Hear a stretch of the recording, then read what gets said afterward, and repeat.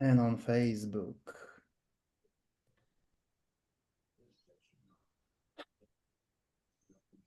Ojejku, co to się porobiło? Reklamy jakieś. Nie, nie, nie, nie, nie, nie, nie, nie. Transmisja na żywo, Facebook.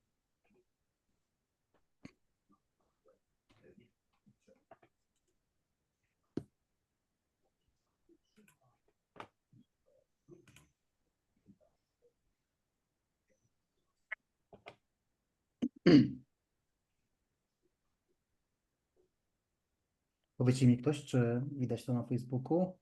Zwykle Jarecki widzi to jako pierwszy. Widać, poza tym widać komunikat masz, wiesz, na górze. Znaczy nie wiem w sumie, czy ty dostajesz, ale powinieneś. My dostajemy komunikat.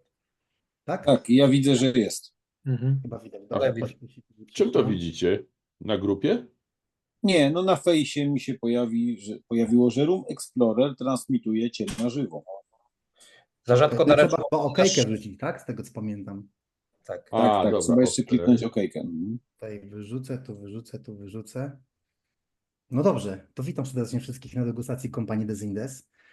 Słuchajcie, jest to francuski bottler, z którym ja spotkałem się pierwszy raz. Nie pamiętam, który to był rok, 2016 albo 2017, ale mogę w tej chwili się mylić. To była sytuacja taka, że byliśmy wtedy na degustacji. Pojechałem wtedy jako totalnie początkujący popijacz rumu, jeszcze nawet nie popijacz, tylko to było takie przejście pomiędzy tym, co nie lubię, a trochę rozpoczęciem tego, co lubię. To był moment, kiedy zacząłem, kiedy pierwszy raz spróbowałem Diplomatico rumy i one mi absolutnie siadły. Oczywiście one dzisiaj, wiecie, patrzymy na nie troszeczkę przez inny pryzmat, ale to wynika z naszego doświadczenia i mnóstwa sampli spróbowanych po drodze. Ale jakby nie wstydzę się tego, że te parę lat temu, czy to Botugal, no, Diplomatico, czy Don Papa, one po prostu mi potrafiły siąść, tak? To nie było dla mnie nic odrzucającego, tak? Także tak jak wielu dzisiaj rozpoczynających przygodę z rumem popijaczy. I była taka sytuacja, że wtedy pojechałem tam kompletnie, jako osoba kompletnie nieznana w środowisku, ale jakoś tak pogadałem wtedy z Łukaszem Gołębiewskim i dołączyłem się do nich po degustacji. Poszliśmy do Kity Koguta, niedaleko tego baru wcześniejszego, w którym była prowadzona degustacja Diplomatico i tam pierwszy raz spotkałem całą selekcję, czy całą dotychczas mi znaną selekcję Compagnie des Indes. To było chyba wtedy 21 rumów, które w jeden wieczór spróbowaliśmy wszystkich. To była totalna masakra. Wypiliśmy całe te butelki, bo to było dosyć szerokie towarzystwo. Kupę hajsu nas to kosztowało, ale wtedy pierwszy raz rzeczywiście tych rumów spróbowałem. I to była dla mnie taka zajawka jeszcze nie do końca znana, że jest ktoś taki jak niezależni botlerzy. Kilka lat później poznałem dzisiejszego naszego specjalnego gościa, Florenta, na jednym z festiwali, to było bodaj w Paryżu. I wtedy opowiedziałem mu o tym i zaczęliśmy powoli umawiać się na degustację, która ma dzisiaj miejsce. Więc powitajmy, powiedziałbym gromkimi brawami naszego dzisiejszego gościa, Florenta. Florent, I always have a kind of difficult to say your last name. You know that, we talk about that in Paris. It's true. No worries about this. It's Boucher in French. Boucher. Voilà. Okej. Więc udało nam się ściągnąć gościa. Dosyć trudno. Trudne początki mieliśmy, bo my się umawiamy już z dobry drugi rok, tak na dobrą sprawę, tak? Florent jest bardzo zajęty, jeździ po świecie, szuka nowych beczek, robi nowe selekcje, więc naprawdę niełatwo było nasze kalendarze połączyć, ale w końcu udało się, jesteśmy. No więc zacznijmy, tak? Florent, the power is yours, and as I asked you before, tell us everything about your project, Sure. and let's start the session. Perfect. Well, thank you for the introduction. Not sure what you said just before, but I guess you explained how you came across Compagnie des Indes, right? Yeah. Perfect. Well, thank you so much, all of you, for being here tonight. I'm happy to see that also in Poland there are a lot of rum connoisseurs, and unfortunately, I've never been on the market for masterclasses face-to-face, but maybe soon enough, I'll be traveling to Poland for a real masterclass face-to-face. Feel free to ask any questions during the talk. The idea is that this is kind of an exchange between us. I'll introduce myself, I'll introduce the brand, what I do, the way I do it, and why I do it, and then we'll go through the different rums, 6 in total, in order to discover a bit the world of Compagnie des Indes. So once again, there are no stupid questions. Feel free to raise your hands or just turn on your mic and ask a question whenever there is something you're not sure you understood. Or also maybe because of my French accent, you don't get everything, so feel free to ask so that I repeat myself, no worries. So as Christophe said, my name is Florent Bochet. I come from a wine making family, so I'm based in Burgundy, which if you like wines, maybe you've heard about this region. It's kind of a major region in the world of a wine geek. So being born here, having my dad in this business, I was very close to wine. I did my studies in business, but also business towards wine, a specific master for this. And once I was done with this, I got lucky enough to be traveling to New York and to be employed in New York for 2 years for a brand of rum. So that was my first job. This brand was called Banks Five Island Rum.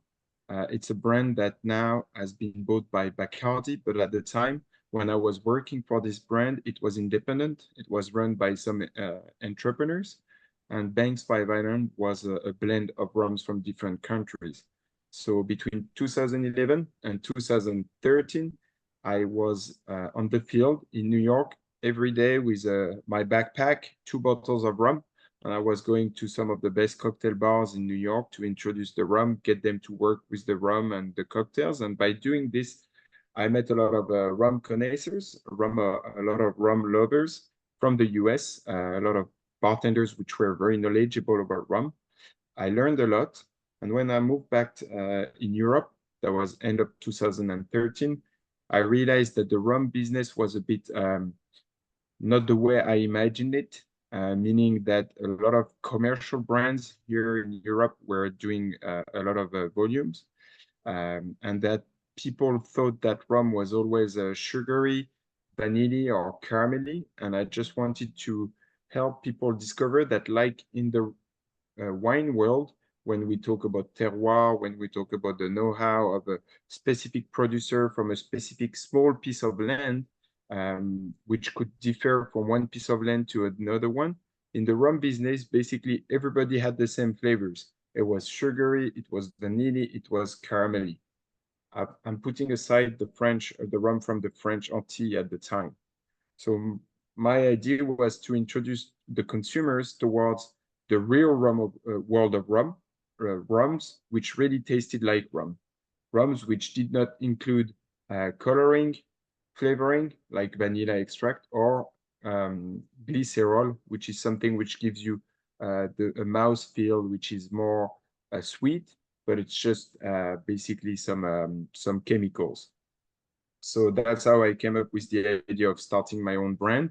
Working in the rum world for 2 years, I had made a lot of contacts, and then I decided to start buying some barrels, some blends from people, bottling them, because we also have a small distillery with my dad where we produce absinthe. So we had the what's the name, the materials to bottle the rums. And I started with my first bottling within 1 weekend. I bottled 750 bottles, and I started selling them in France. And little by little, I did my first rum show in Paris. That was 2014.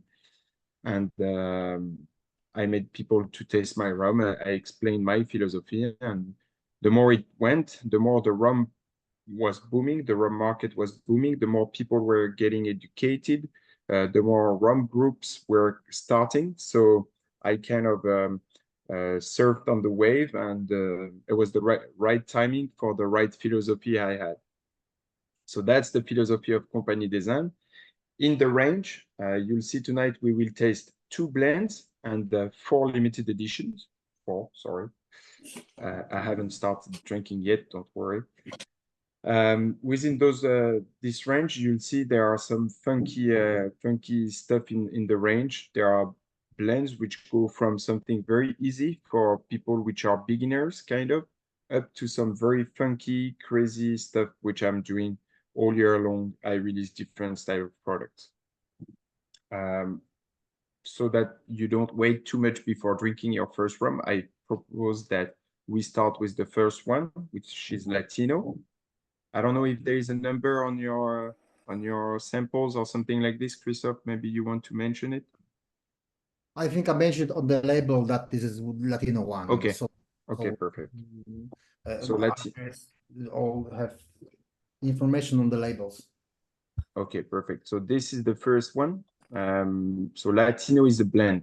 All the labels with this kind of design, with those drawings, it means it's a blend. A blend means that I can reproduce it. So I can produce it this year, I can produce it next year, the year after. Of course, there is an idea of vintage, because if I blend 10 barrels this year to create the blend Latino of this year, maybe the 10 barrels of next year might be a bit different, but I'm making sure that there is no big difference, but there might be a small difference in between each batch from one year to another. But to me, that's a gauge of quality. It's because I don't add flavoring and things like this, that every barrel express its own flavor and its own identity. So by blending a small amount of barrels, because my volumes are pretty small, I don't nibble the same flavors all the time, but they are very close from one batch to another one. So Latino 5-year-old, the idea was to educate people to understand, when I launched that blend, that Latin style rums, mostly molasses rum, made also sometimes from miele de caña, which means cane honey, could be elegant, round, a bit vanilla. Why? Because over there, they usually use more new American oak barrel than they use ex-bourbon barrel. So if you use a new American oak barrel, it means your liquid will extract more of the natural vanillin, which is contained into the wood. So usually American style, Latin style rums, Guatemala, Panama, Nicaragua, Ecuador, those kinds of rums are usually a bit more vanilla, caramelly, a bit more easygoing, to mention it. So the idea was to start with a real rum, which was 5 years old, but with no coloring. So you could see that color is light, but remember something, color has nothing to deal with flavors in the rum business, even in spirits in general. 95% of spirits contain coloring. Why? Because the multinationals, they want to make sure. Yes, please, Christophe. Thank you for the question. Florian, do you add to any of your rum Coloring? coloring? Zero coloring in none of my rum. Only once I bottled a single cask, but the problem is it was from Guyana and the coloring was already put into the barrel before.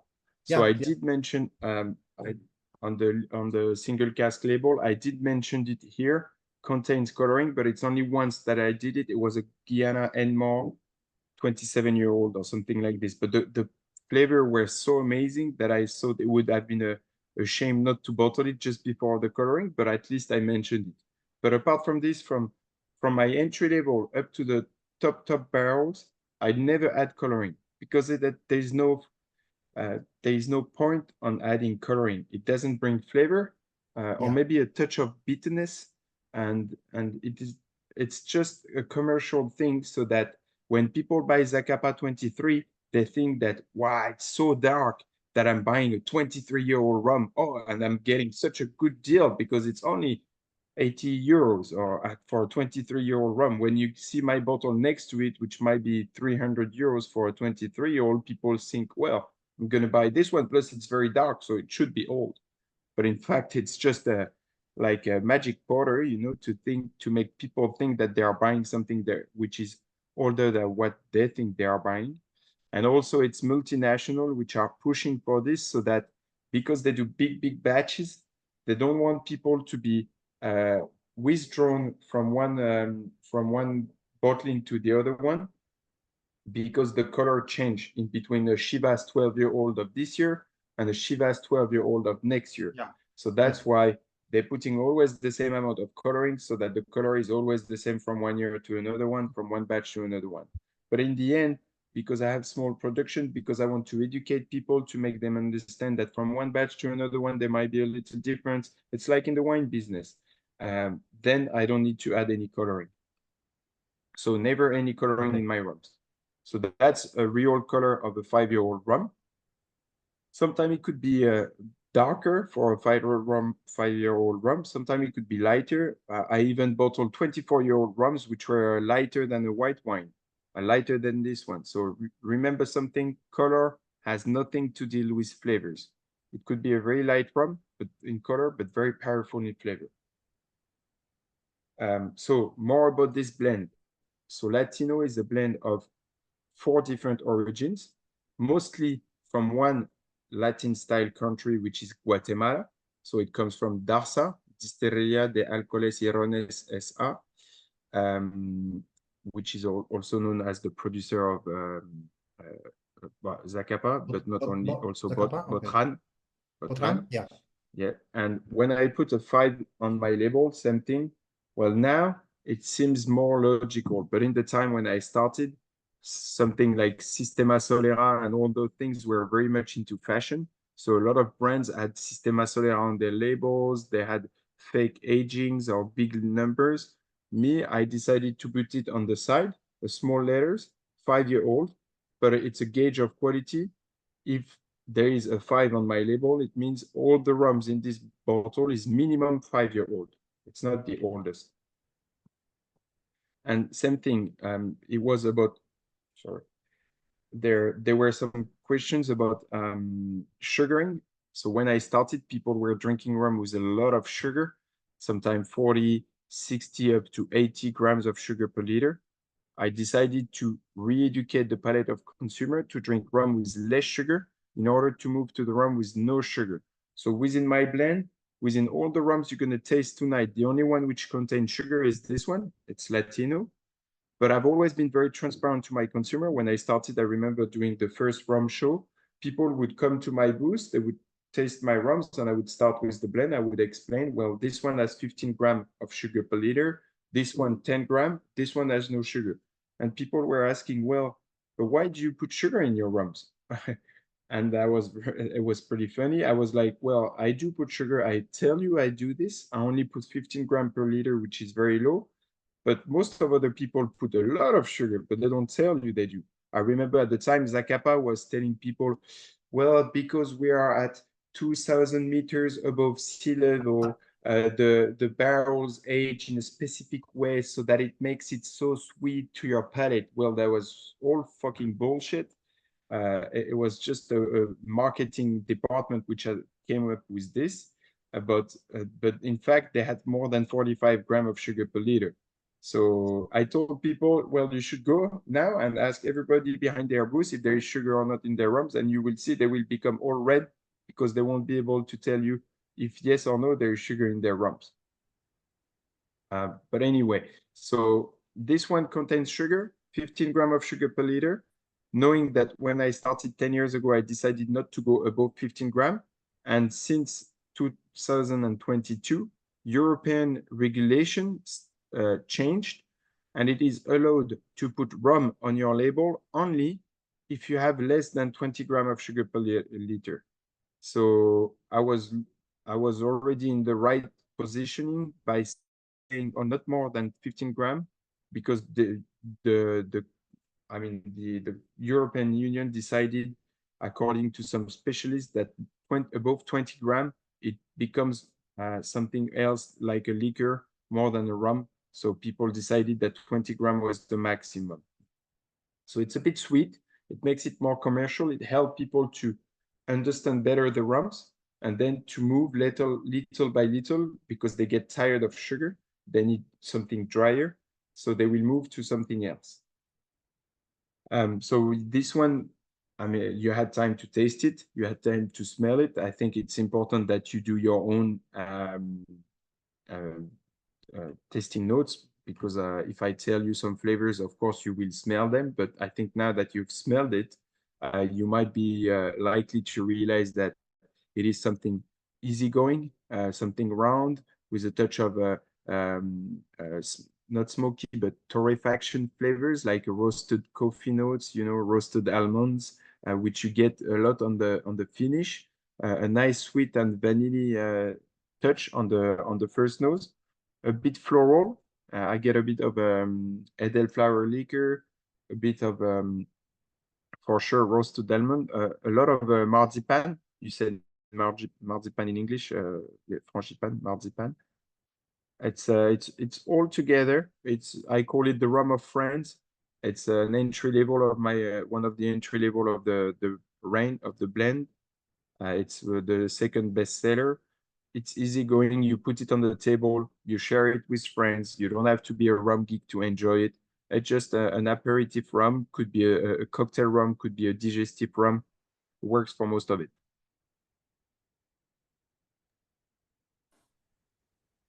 Any questions on Latino? It's very light, very simpatico. I feel a lot of coffee. A lot of coffee in the finish. In the taste, yeah, and in the finish, yeah. Exactly. It does come from this specific distillery, and the fact that we blend. So I mentioned Guatemala, sorry, as one of the origin. So that's 60% of the blend. The three other origin, it's Trinidad and Tobago, Barbados, and Guyana. And a touch of the coffee flavors come a bit also from the Demerara rums from Guyana, but mostly from Guatemala. I agree with you. We feel it, and when you have the retro-olfaction, when the rum keep on getting out of your nose, you get this kind of roasted coffee notes for sure. Yeah. It has a touch of bitterness, which balance it well with the sugar.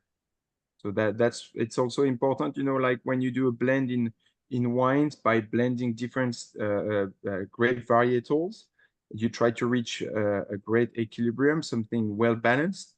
That's something I learned from my studies in the wine business.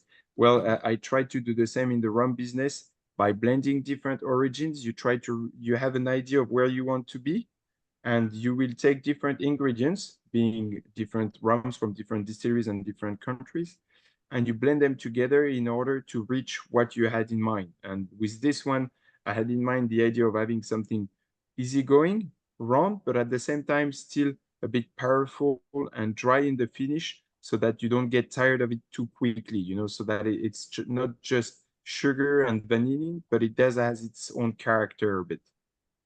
Yeah, definitely. This is easygoing and the tasty rum. Yeah. Perfect. That was my of course, aim, my goal. For entry level, of course, for entry level. Yeah, of course. I mean, if you like, sometimes this rum can be like one of the best rums that you're able to buy. And I was going to Auchan before I meet Krzysztof, and I spent a lot of time looking through the shelves. And like your rum, I got Latino, Caribs, and Three Corn. So I got a lot of the rum, and I really like them. They're really great, like daily rums or like party or. But as I can see, you put like 4 really like wow, great stuff from your shelves, from your home shelves. So when you know your rums, you like them. They're a little bit aggressive, but also a little bit like sugary and rich in flavors. But when I saw like those 4 like Christoph, I like, show me what you got. Show me what what can be the best out of this, because I love this bottler. So thank you that I'm able to even speak with you and have a time. So yeah, Thank you. No, I'm happy. Thank you for being here. I feel, I'm only making rum, so I feel very proud that people give me some of their like time half on of a our Monday lives, night. sometimes more. So it's not like only making rum, it's making lives for us. Yeah, well, I like to hear so. But yeah, glad to hear you like also Tricon, which is the white wine, the white blends that I do. And Caraïbe is the best seller of the blends, sorry, because of course it's kind of the entry level in terms of prices, but for the price, it's a very good quality for price type of blend. So that's why I think it's a great range to have at home to share with friends. But then if you want to take more time, maybe with a cigar, with a nice piece of dark chocolate and a great movie or some great music, you go for a more kind of technical rum, which we will taste later on. But your rum is something like before you have always like been mixing. So you're buying alcohol and then trying to mix it to like the taste needed to be like underneath the, I don't know, every mixer you're able to put. And with your rums, when I started with Christoph and this beautiful journey, I don't know, like 2 or 3 years ago, I started to drink your rums, and this is like, oh, I don't need to like add ice, add no mixers, nothing. You are just putting and drinking and putting and drinking, and then bottle is going and going and going, and everything is fine. And it's like, too easy to drink. So there's a problem. Well, it's the idea of what I said earlier and what we were trying to do when learning about wines. It's like if you take a glass of wine and it's too heavy or too powerful or not pleasant enough, you're not going to get another glass, or you might hesitate. Whereas if you like a product, mentioning that we should all drink slowly and not too much, but you should, if you like a product, it's easier to drink one glass after another one because you don't get tired of it. So if it is well balanced, if it is not too sugary, not too vanilla, not too dry, not too spicy, then the balance is rich, and that's where you enjoy getting a glass after another one because flavors keep on being here and not too strong, not too weak, just the right amount. So that was it for Latino. Any other questions for this first blend? I want to add something from me that Yes. this is, in my opinion, very well balanced rum to like a daily rum. It's very, very nice. Of course, my this one rum is me 5-6 years ago, yeah, but it's still very, very good. So yeah, well done. And second thing, Przemek, you mentioned me so much times that I don't have money. I don't borrow money. Borrow lives instead of money, right? So yeah, very good job. Thank you. Perfect. Thank you so much. Which one did you put next, Christoph? It's up to you.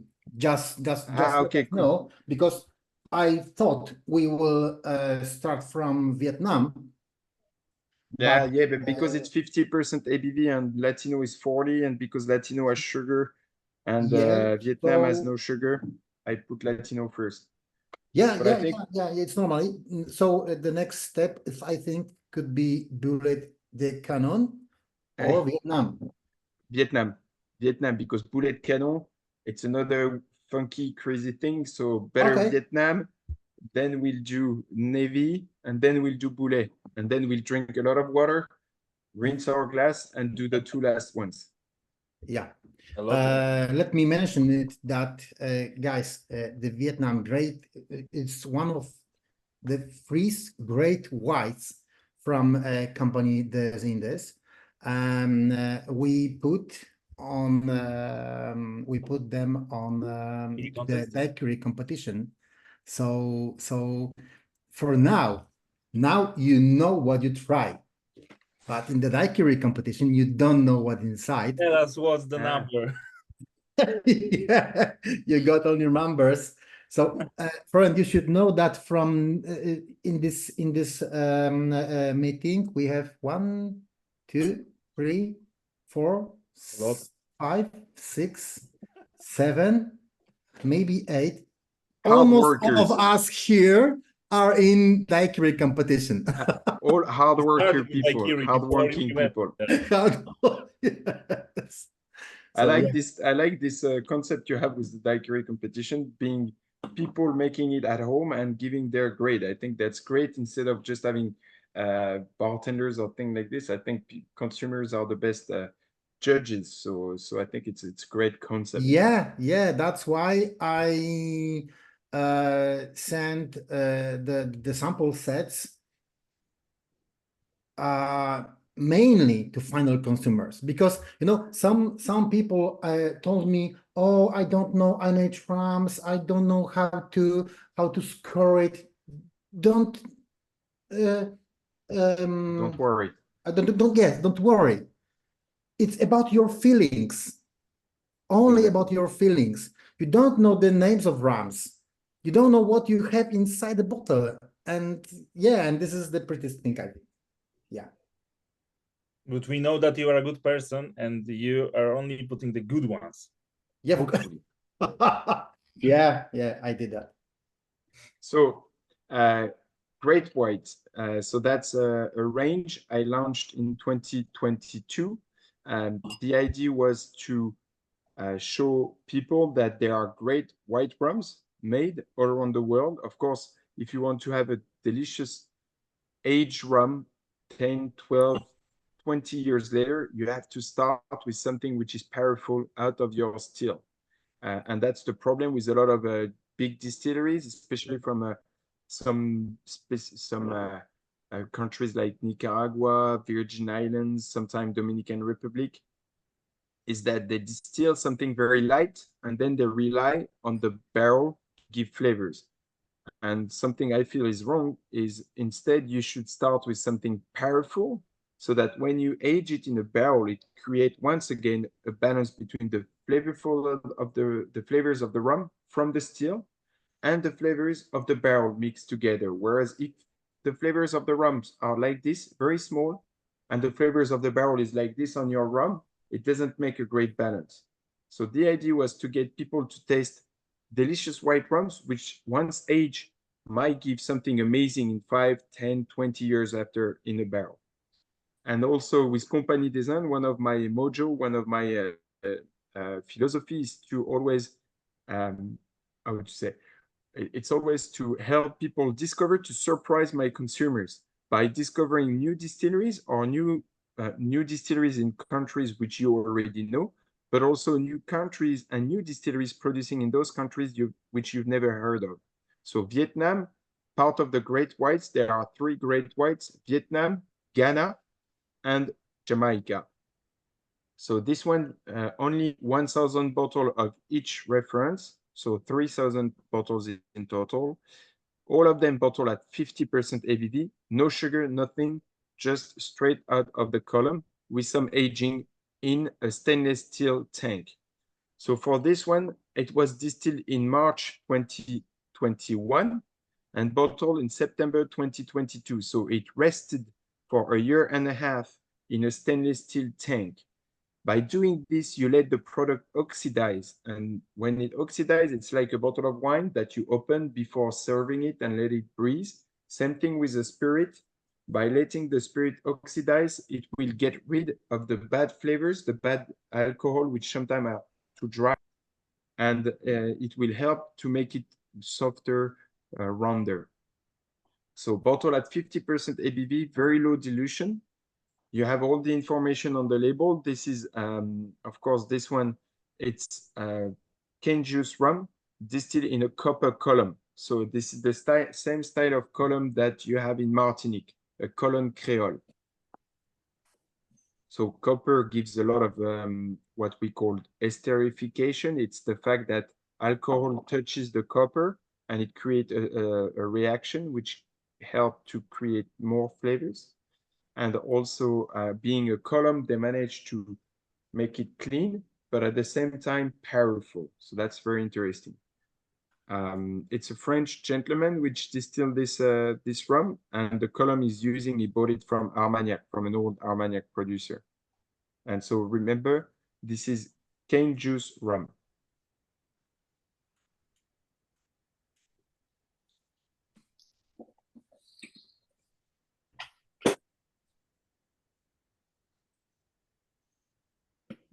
It's almost sweet in the mouth, spicy for sure.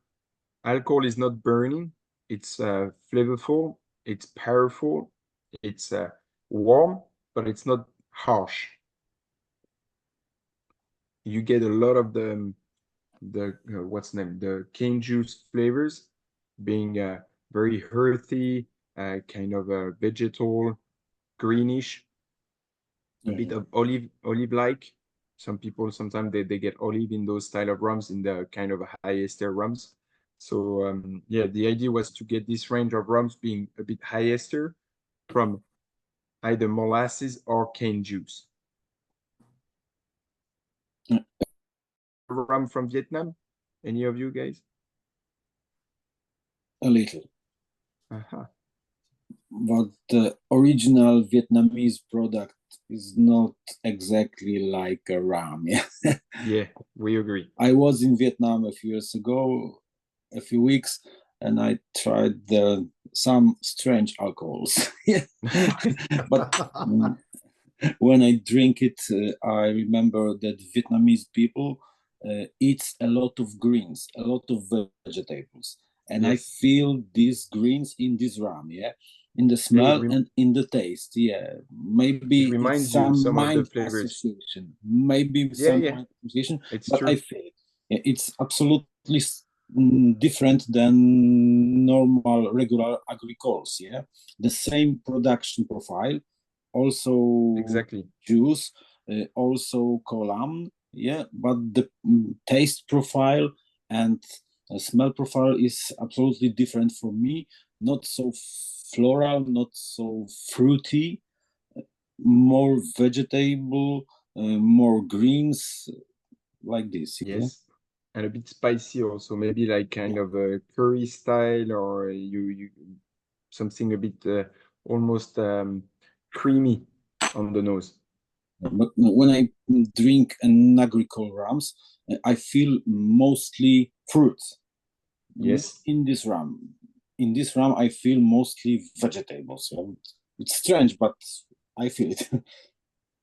That's the way you get it, you know? That's the interesting thing, is that everybody has a different feeling about the way the rum tastes. So if you felt vegetables, I felt like a summer breeze and salty, like climate and everything that lives around there, and then you put it inside of the barrel and then you drink it after a few years.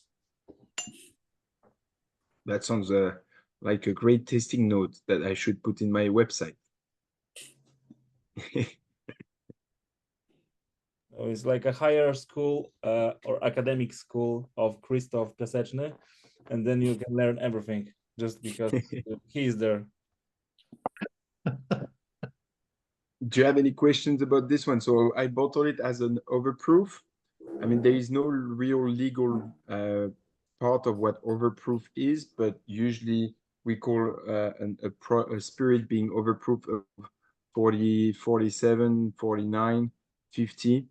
And the idea is that by bottling it at that strength, you kept some of the flavors, not too burning, but still a longer finish and a great mouthfeel. And also, once you mix it, you don't have to use too much of it. But I have a cocktail bar with some friends, and we use it in some cocktails, and it works pretty well. And actually, we did our own daiquiri challenge within our 4 white rums. And depending on people, some of them were their favorite was not the same for everybody. You know, the Vietnam worked very well because it's not the craziest of all of our blends, of all our white rums, sorry. But then if you like some crazy stuff, you would go for the Jamaica New Yarmouth, which really is like blowing, but it's not for everybody. No, New Yarmouth, Jamaica New Yarmouth is not as strong as ester like Long Pond or Amden. So No, yeah, when we talk about TECC or something like that, New Yarmouth is really delicate to compare to this kind of rum. Yeah. but it So has a very powerful kick on the nose for flavors. yeah, exactly. Yeah. It's nice to see how the rum evolved in the glass and how with a bit of oxidation, it gets a bit sweeter and sweeter and not maybe a bit less greenish. I don't want to go too quick if in case you are drinking the rums or maybe you want to put them aside and come back to them afterwards. If you have enough glasses, I don't know how you do it, guys. But I don't want also to be too boring, so I'm gonna keep on talking and moving to the rums. Not too boring. You're doing your job well, like Christoph. Perfect, perfect. So next one. So just so you understand, Great White, it's a one shot. I might do another batch of Great White by next year, but in that case, they will be different origins, different distilleries, to make it different, to bring something else to the table. So when the 1,000 bottle of this rum is finished, it's finished. That's the idea and the story behind the brand. It's usually limited editions, one shot, so that we can discover. I can get more fun to go discover new distilleries and help you discover new products. So what is your Next- what is your next plans? Do you have any more ideas for NH rums? When For NH rum, you sell yes. everything from Vietnam or Jamaica? No, it's going to be most likely some other origins. Funny enough, it might be mostly Latin style of origins, but with old distilleries which people don't know about because they sell mostly their rums locally. So, for example, Ecuador, there are very small distilleries in the middle of the mountains, a Yeah. bit like mezcal, where everybody from every farmer produces its own rum, like in a lot of different islands also. So it's about selecting, finding those crazy producers which don't know that they are producing something that could be interesting for the European market. So some of those kind of products might be part of the next Great Whites for most likely next year or Perfect. the end of this year. I don't know yet. Perfect. Sounds very good. Yeah. We'll see. Let's get back to a blend. So we move to Jamaica Navy. Jamaica Navy 5-year-old. So once again, you see a little 5 on the side of the bottle means only 5-year-old rums minimum. 100% rums from Jamaica, a blend from 2 different distilleries in Jamaica.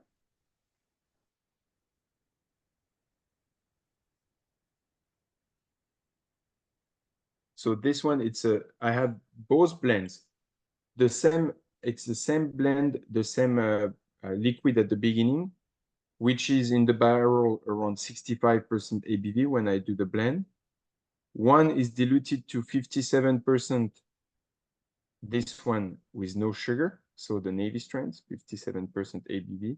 One is diluted to 43% with 10 grams of sugar per liter.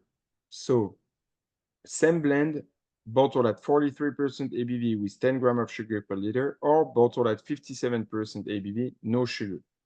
The two products are totally different. So it's sometimes interesting to do the mix. So I have the two in the blend, in the range. You can taste both of them. For sure, my favorite is this one because it's higher proof. It's powerful. I don't know if you're aware about the story for the Navy strength, but basically, during the 17th century, when people were taking the sea to go to the Caribbean from the mainland, from either UK, from Europe, from Portugal, they were putting in barrels some gin most of the time, especially the British Navy, And so what they were doing is that this gin, at 57% ABV minimum, they were mixing with water to kill the disease in the water. Most of the time, they would only drink the gin, not the water, or not the mixed gin and water. And on the way back from the Caribbean, because they had drank all the gin on the way in, on the way back, they would put rum in those barrels. And at the end of using the gin, they put rum, and on the way back, they mix the rum with the water. And in case the barrel of rum leak, and it leaks on the gunpowder, if it is at 57% ABV, you can still use the gunpowder. You can still light it on fire. So that's why you had to have it minimum at 57% ABV, because that was the minimum ABV that if gunpowder get wet on, you would be still able to light it on fire.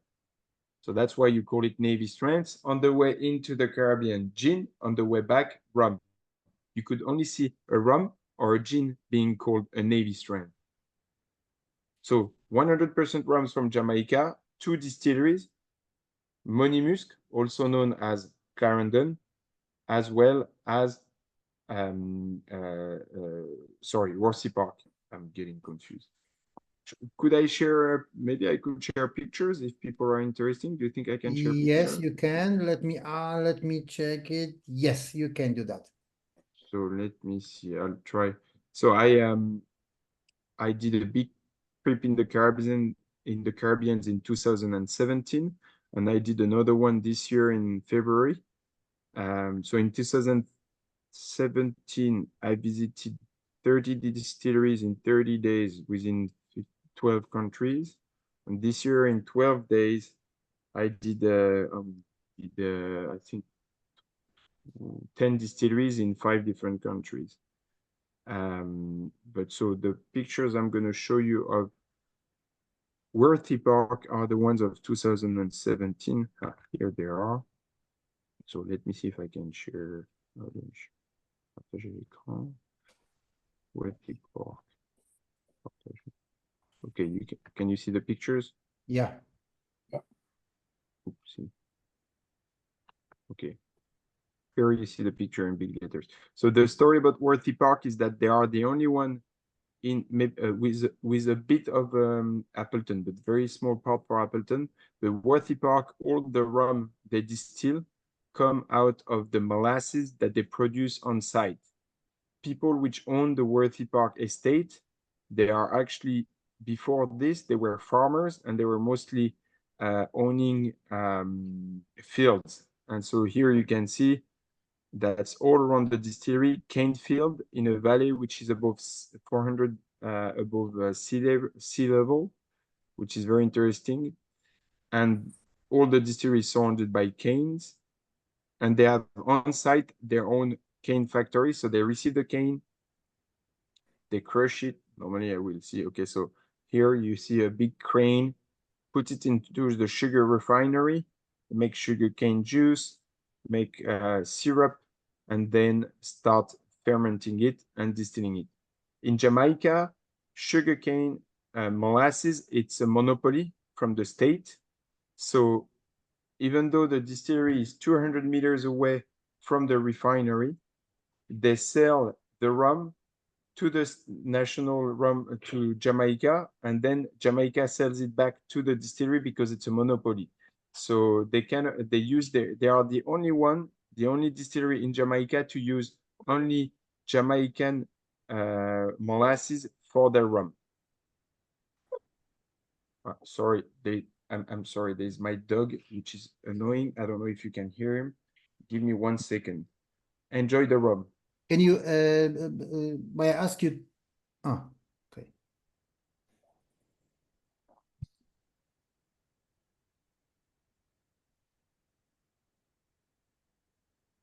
Patrzę na was, czy wszyscy jesteście, nie posnęli chłopaki. Jesteśmy.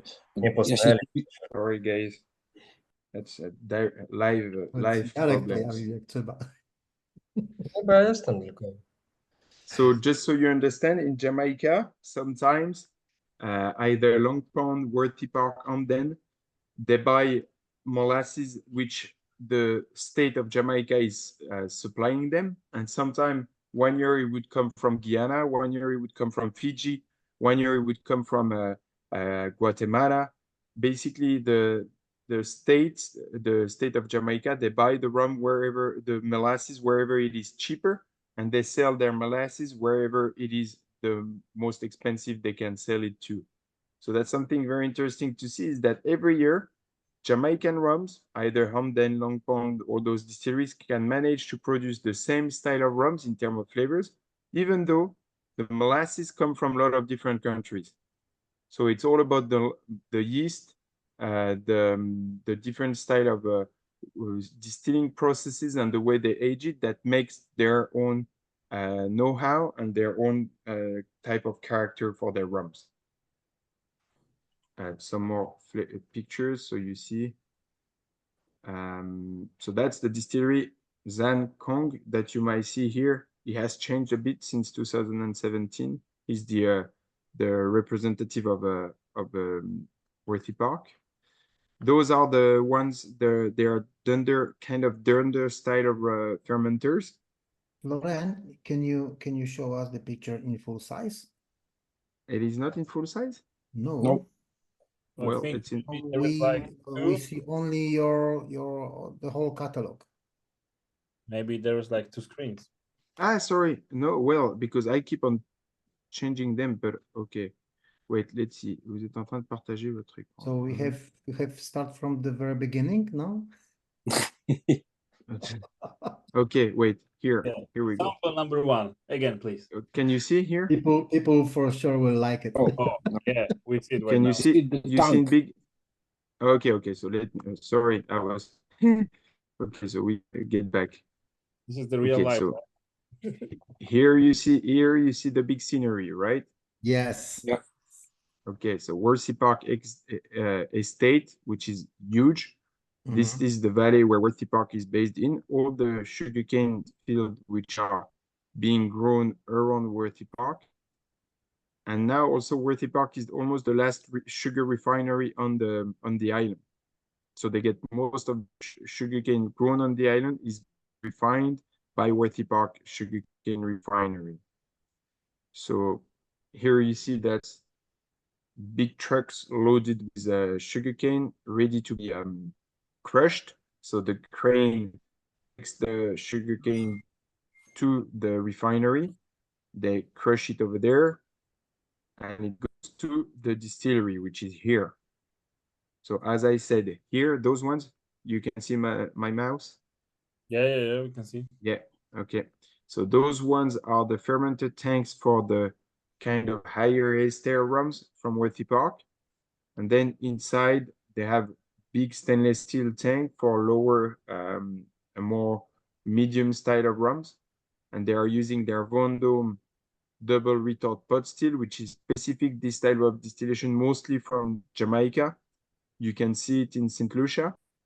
You can also see it in some other countries, but in other distilleries, but mostly every Jamaican distillery has one. They have, all of them have a double retort pot still. So that's, sorry, it's not the best pictures, but, and that was 2017. They had not that many barrels in stock. Now they have, I think, more than 6,000 in stock. At the time, they had less than 1,000 when I went to visit. I'm gonna stop sharing and I'll show you afterwards some of the distilleries. But so to give you an idea about how Jamaican rums work, it's a bit different from one distillery to another. And there's this specificity about molasses coming from a lot of different countries, being different molasses every year, but yet the rum tasting very close to each other 1 year from another. So you see this one is so it's 57% ABV. I guess you are rum connoisseurs, so you are used to cask strength maybe. Don't drink a big chug of it, just small, little by little, small sip. Every sip, it's like a firework of flavors. It goes in every direction. It's very powerful. It gives you the impression it is sweet, but there's 0 gram of sugar per liter. Pretty powerful, very long in the mouth, dry, but also fruity at the same time. It's one of my favorite for the price of this one. It's my to-go rum, which I drink at home when I want to sit back, laid back, and have a nice piece of chocolate or a nice cigar. And it's just my to-go for. Very representative of Jamaican rums. Very flavorful, very nice and smooth, even though it is 57% ABV. So people sometimes are very worried when they see 57% ABV, but in the end, it works pretty well. We are There is not no worried pressing. about that. Yeah. Go Krzysiek. We are not worried about that, of course, about this 57. But for me, it's another very well balanced rum from your selection. It's really, really good. It's of course young, but for me it's very, very nice. Another one daily rum. Another daily rum, yeah, but 57% make it more powerful. But I agree with you. I think, you know, a glass like this, 2 cl, 4 cl would last for an hour, 2 hours, but just little by little sip. When people come to a trade show, usually they drink it and they take a big sip and they're like, wow, it's too strong, but it's because you really need to enjoy it like any cask strength rum, which we're going to see later on. But yeah, it's the kind of meditation rums, the way that I call them, because they are pretty powerful and very interesting. But that's, to my opinion, as Krzysztof said, I'm very surprised because in Jamaica, it's, as you said, it's quite high on ABV. Not for us, obviously, but still. But anyhow, it's very drinkable, very approachable. So I'm really surprised. Very pleasant one. Yeah, exactly. Perfect. Sorry, there is once again live. There is my baby boy next door, which wanted to say goodnight. So you might hear some crying. I'm sorry about this, but once again, being home at that time, I have to deal with the real life. Don't worry about us. Don't Don't worry. Don't worry about us. We are on Facebook and YouTube. No worries, it doesn't matter. As I That's- said, I'm only a rum producer, so I don't save life, but I do try to make good rums. Yeah. Any other questions about this blend? So remember, a blend between Money Musk, which is also known as Clarendon, sorry, and Worthy Park, the two different rums mixed together. Do you have Worthy Park in pot still and Clarendon in column, or also pot still? Good question. Clarendon, they do the both. They do both pot still and column. Not most of it.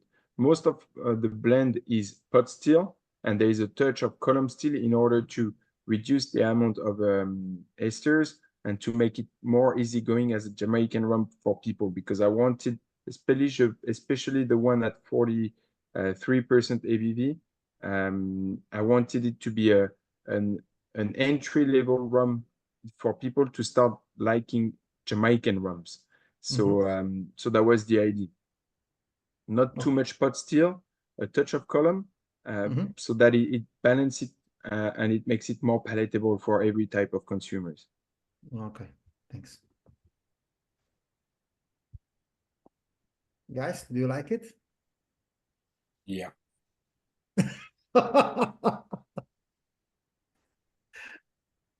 Derek, It's not a your give me a second, friend. Derek, I ask you to the table because navy rum is your favorite kind of style of rum. Yeah. Yeah, you know this. When I see the navy on the label, it's enough for me. Yeah? We're buying two. But recently,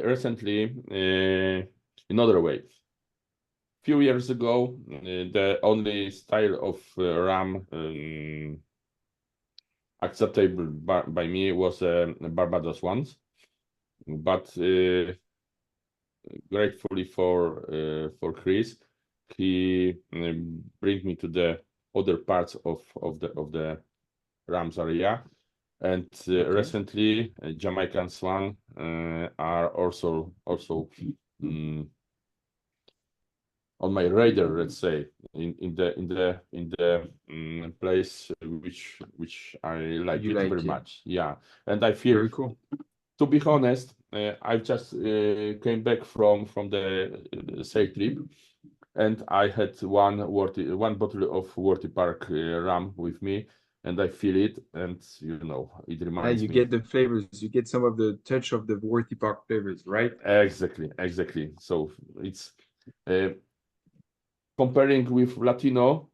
Latino is not so excited for me, but Yes, of course, I understand. this Jamaican one is really good, and I just market it in the shop. Check it. Yes, I did it. Perfect. Derek, Super. you should know, friend, that Derek was month ago, or it was month ago, Yeah, on St. Vincent, and And the within Grenadines. 1 week Yeah. he spent there. He drank only what was it? Sunset. You Sunset, mean? 85 ABV, you know. So, It's- this is the reason that Latino style is not for him now, you know. It's Latinos too soft yes, for you, yes, Derek. really. It's, you know, if you know He used Sunset, Latino rams as an A drops. To brush his teeth. When you brush your teeth, yes. exactly, we did it. We did it as an example for the citizens on San Vincent. St. Vincent. So they've been really surprised. Let's say I never saw the man with so big eyes and open mouth. So we washed our teeth, and one guy from our crew, he washed throat. Yeah, he was his mouth with it. And Perfect. 2 days ago, we repeated this experience with the other ram from not San Vincent, San Lucia. St. Lucia, yeah. I told guys just before our meeting the name of this ram, and it's a really interesting experience. Which one, Admiral Rodney or Nope. It's a white one. Kind of unaged, yeah. Bounty? Nope. The Dermos, something like this. Deros. Sure. Admiral. I will tell you. I will find Okay. it. Perfect. I see. Denros. Denros, yeah. Denros. I don't know Denros. that brand. It's Denros from St. Lucia. San Lucia, yeah. Denros Double strength. from Denros from. But it's not interesting. It's a strong. It's for the local market, right? Yeah, I think so. Yeah. Most of the time you see brands in the Interested. Caribbean that you don't see in Europe. I was Yeah, asking for the local rams, so it is a way how I had found the sunset on San Vincent. And St. Vincent. I never seen it here in Poland. Maybe in Europe somewhere is available. But well, they are not so flavored with esters, but I think that fun is from the other side. Exactly. If you know what And I also mean. when you drink it by the beach, it always tastes better than with It is what weather. I thought, that the circumstances are very important in the company. You know? Exactly. And company, of course. In a company, yes. Perfect. So now we've tried 2 blends, 1 limited edition, and all the last ones we're going to try are limited editions. So now we're talking about Bullet Canon. Christophe, I'll ask you if you can show the pictures, the bottles, because I don't have the right bottles with me. I just have sample bottles. So can you show the? Yeah, perfect. Ooh, like Islay whiskey. Bullet Canon. Can you see that? That's- Can you see it? Yes. Yeah, perfect. So yeah, I don't know who said like whiskey, but right on the dot. Islay whiskey. Like That's not like Now regular it's whiskey. better. Yeah. which one do you have, Christophe? Is it 13? You have 13? What are you asking about? The ABV? number here. No, the number here. Number here, 14.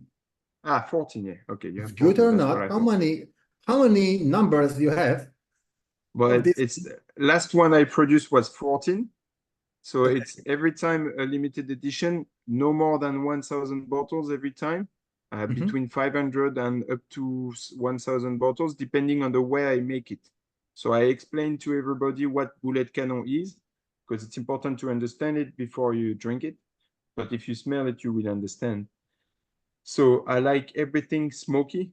I like smoked charcuterie. I like smoked fish, smoked meat, smoked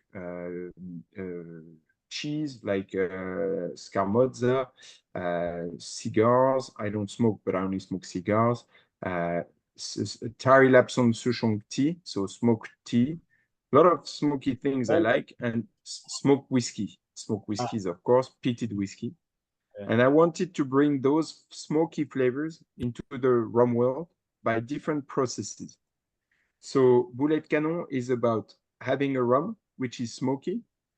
Every even number, so number 2, number 4, number 6, every even number, it's a finish of a rum in an ex-peated whiskey barrel. Every odd number, so number 3, number 5, number 7, 9, 11, 13. It's something weird, something funky. To give you an idea, for example, number 3, I took 2 of the most smokiest teas in the world, which are Tiger tea and Tari Lapson Souchong tea. And I made a big batch of tea. So I dropped the tea in water. And then with this tea, I diluted the ABV of my rum. So it brought the smoky flavors of the tea to the rum, and I diluted the alcohol content. Number 5, I took 2 barrels of X wine. I emptied them, opened them on one side, and I brought them to the smokehouse of my butcher to smoke the barrel from the inside, close the barrel afterwards, and put the rum in it. I can show you a picture on this one if you want. That's to give you an idea about how it was made. Boulet Canon numéro 9, 10, Boulet Canon. It like smells like nothing I had in my life before. Like it's Well, so the one you are trying, number 14, it's a rum which has been aged 8 months in an ex-whiskey barrel, in an ex-peated whiskey barrel. Sometimes I buy the barrels directly from the producer. Sometimes I get them through brokers. So this one, because I got it through a broker, I don't know exactly the name of the producer, but I guess for Benahaben. So This is exactly what I wanted to ask about, because you mentioned on the label I don't mention the name. Scottish whiskey bars Yeah. from a very well-known distillery, and that's it. Yeah, because I But cannot that say more.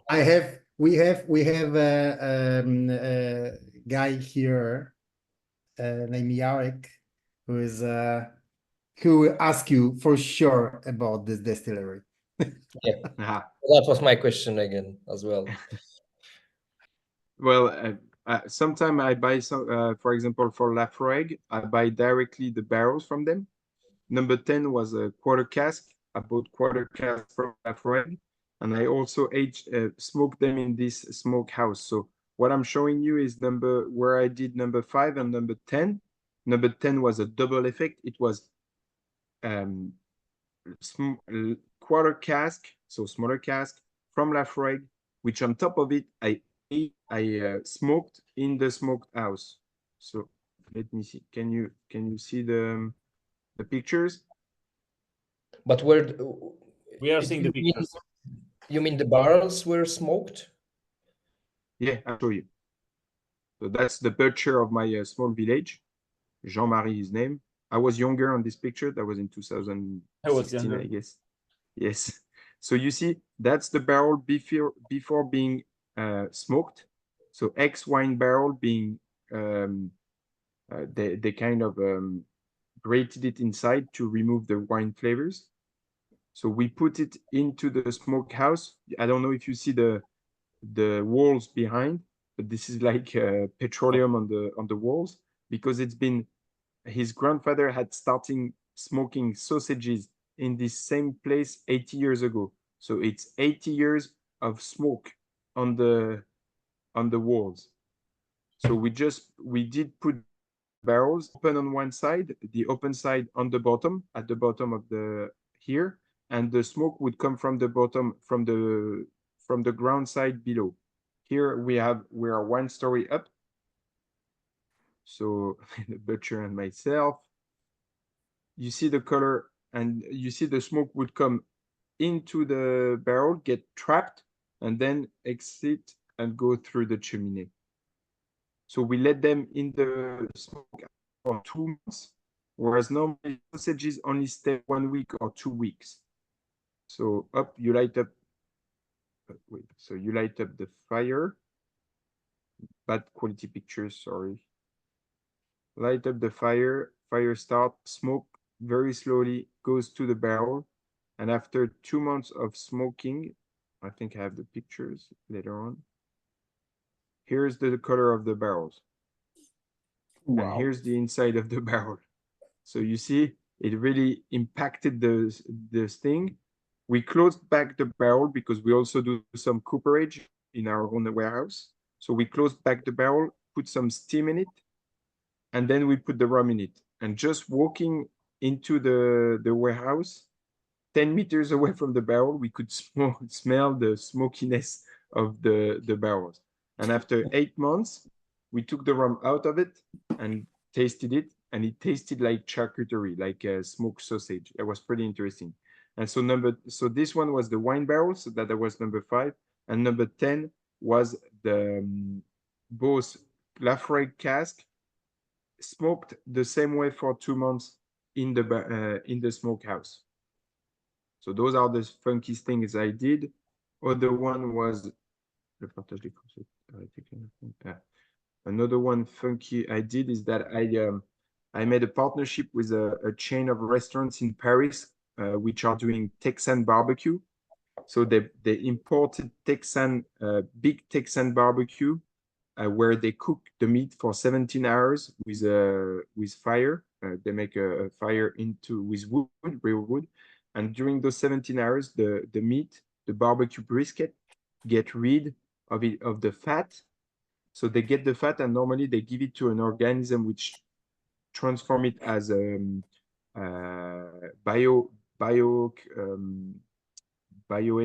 or biogas, bio oil, so that you can put it into your car. But I asked them to keep 50 kilograms for me. I got the 50 kilos of fat, smoked fat, liquid smoked fat, and I mixed it into the rum, into 1,000 liters of rum. It's a fat wash. It's an old technique which was used in the fragrance factories in the 19th century to bring flavors to a fragrance, because alcohol is a solvent. So it did extract the flavors from the fat. And then I put the rum into a cold room, so the fat solidifies, and I filter. I mean, it didn't solidify enough so that I had to go through a specific filter, which I borrowed from a friend of mine, which is a wine producer. But then we got rid of all the fat, and the flavors of the rum were very sweet, very fatty, and you really had the impression you were chewing on a barbecue brisket. It was just amazing. So that was number 9. Number 11 was a partnership with a producer of paprika from Spain, from Pimentón de la Vera. So I asked a specific producer, a very famous one, to smoke more some dedicated paprikas to make a powder. This is the powder usually which is used for barbecue chips, barbecue crisp. So I used this in the rum, filtered it, and the rum had the color, a red color with the flavors of a barbecue chips. And number 13, it was smoked hay. You know, hay, I don't know if it's I think it's the right word. in the cuisine nowadays, French chefs are using hay to cook. So they smoke things with it. They smoke either meat or eggs or sometimes cheese with hay. So I did the same with my rum. I smoked hay and I infused it into the rum. That was for number 13. And finally, the one you are trying, number 14, it's like every even number before. It's 6 to 8 months as a finish in an ex whiskey barrel. So it's funky to some people collect them all. So that's why now it's number 14. Next one to come will be number 15. It's already in process. It's something funky. What we did, I delivered empty rum barrels to a coffee producer in France, a guy which roasts his own coffee. And what he did, he took his roasted beans, put them in the barrel for more than, what was it, for more than 2 months, and then extracted the beans and made coffee out of it. The coffee was amazing. It really tasted like rum. But then now the barrel tastes like coffee, and we put the rum into the barrel back so that the rum does taste like coffee notes. It's very interesting. So that's going to be number 15, which will be released by the end of this year. So, but the one you are trying now, 14, smooth, funky. You do get some sweet peat, not some dry peat, but more sweet peat, and it works very well with the rum. Makes it very easygoing, but at the same time, if you like smoky whiskeys, you must like this one. There's no sugar in it, but the fact that it's been aged a bit longer within this barrel helps it to make to be more flavorful, a bit more easygoing and smooth. It's all the Bullet Canon. They are bottled at 46% ABV. And the idea is that most of them have the same base. So it's Panama and Nicaragua, a blend of rums which are at the beginning light, so that they would get a lot of influence from the way I make the smokiness to the rum, either by aging, by blending, or by finishing. So that's why I decided to have this kind of blend of easygoing rums to be mixed into those style of finishes or blending or things like this. Questions about Bullet Canon? So out of curiosity, do you have any favorite one from this Scotch that you like to put your rum into? I feel sometimes Bunnahabhain works very well, and Laphroaig works very well also. Okay. So, Ardbeg being too dry to me and a bit too earthy, and I never had Port Charlotte. I never had some Bruichladdich. I never had Octomore. That could be fun, but it's very difficult to get the barrels of Octomore. Yeah. And yeah. Yeah. Nice. It's either you like it or you hate it. If you like smoky things, then you like this one. If you don't like smoky things, then that's not a rum. But I think it's a cool, funky stuff to do with your friends when you have people telling you they don't like rum and they like whiskey. Have them taste such a product. Tell them, well, I have this whiskey for you, and then you'll see they might most likely they won't see the difference. They won't be able to tell it's a rum. So that's a good experiment. You had a question, Piotr? No questions? Maybe just a opinion about this rum. But this rum is like you take like ash from a campfire or bonfire. You have like a charcoal in it. You have the peatiness of like it's like everything is. But like you can say like you're drinking like a cigarettes or cigars. It's like A cigar, hopefully. yeah, it's really different. Like anything I got in my life, like rums, whiskeys. Like I have. It's a funky mix. It's a hybrid. It's like wow. Definitely a hybrid. Like I have like no words to even like say what I feel. It's really great, and thank you that you have so Yeah, great you're welcome. mind and you made something like this using like really unique and rare techniques. also that you have those friends with great filters for fat and solidarity. Yeah, that was Fat I was inside of lucky the enough. liquid. So yeah, it's like wow, so many techniques, great pleasure, great like the feelings are like bumping in my head. So thank you very much. It's a pleasure. You would have Laurent, eh, you mentioned that this is collectible thing, and I remember that first time I saw that someone collect these rams, and in that time I thought, why? Now I understand. I understand why this is collectible thing. But which one, in your opinion, was the best from the very first one to this one, the 14th? the Which last one one. was the best in your opinion? I really loved the number 5, which was the one I showed you, which had been smoked, because I guess it's the smoked sausages from my village, which I've known since I'm a young boy. So maybe that helps. And also, I felt number 9 was pretty amazing because you really had the impression, if you were closing your eyes, to chew onto the piece of meat. So those ones were my two favorites. Right, they were pretty crazy, pretty amazing, but pretty funky. Okay, we'll try to find it. Sorry, Is it available anywhere in Europe? you can find it's difficult to find them online because they're mostly sold out. Sometimes, if you are lucky, you would see them in a liquor store in France or Germany or Belgium or Italy. But there is um, a group on Facebook which is called Compagnie des Collectors, and people exchange or sell some of their bottles. So if you log on to this one, you might be likely to see somebody selling one of his bottle at some point if he doesn't want to drink it anymore, or maybe he had 2 bottles, and it's the right time to find them, I think. Okay, I can see it now. Okay. I don't know if you can find it on in a shop, but I think number 5, it's almost sure you can't. It's too difficult. There were too small number of bottles. Number 9, you might find it in online, but I'm not sure. Okay. Okay, Okay. but Thanks a lot. ask. You can ask on the group Compagnie des Collectors, Compagnie des Rum Collectors. Just drop a line on the group. There are around 700, 800 people, and I'm sure maybe somebody will answer.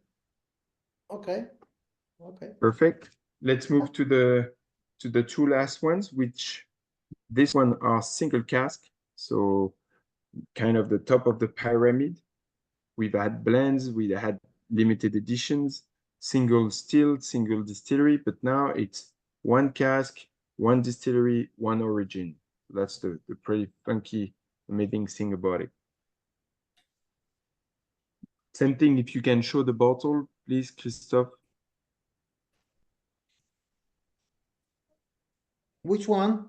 I have Guatemala, 12 years old, and What's the ABV again? Mauritius, 14 years old.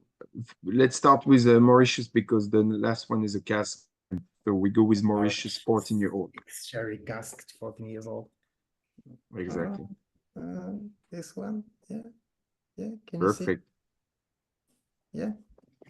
Yeah. So you see on those sherry finish. on those bottles, the good thing is that you have all the DNA of the cask on the label. So that's not the right one we're trying, but I'm showing another one so that you understand. You have all the DNA of the rum, when it was distilled, when it was bottled, the origin, the age, the name of the distillery, the reference of the cask, the number of the bottle, the number of all the bottles made with the cask, and the ABV. So that's pretty interesting. On the one you have here, because it's a finish, you have the type of barrels. You don't have the name of the distillery. You have the age, and you have the reference of the cask, number of the bottles, and number of the total bottles made with the barrel. The idea when I started the brand was to help people have an idea of the real transparency I'm making with the rums. So you have all the information about the liquid inside the bottle, which is written on the bottle. So this one, it's a pretty interesting rum, Mauritius from Grays. So you might know they are producing a rum called Lazy Dodo, but another one called New Grove. Yeah. It's a great distillery.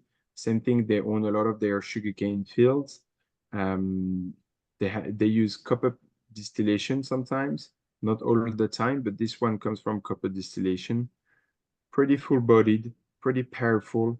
The type of sherry barrel I put it into was an Oloroso sherry, so not as sweet as PX, but still pretty sweet and usually a bit drier or spicier. And I felt it worked very well with this rum. Same thing, when I do a finish, I think about the type of barrel I'm going to use according to the type of rum I want to finish. If I have a rum very powerful, very heavy, let's say like Jamaican rums, I most likely will go with something drier to balance it, like a cognac barrel or maybe a whiskey, a French whiskey barrel. If I have something lighter, a bit more easygoing or sweeter, fruitier, I might go with something a bit drier or spicier, maybe something a bit more fruitier. But well, it all depends. I taste the rum, I have an idea of which type of barrel I will put it with.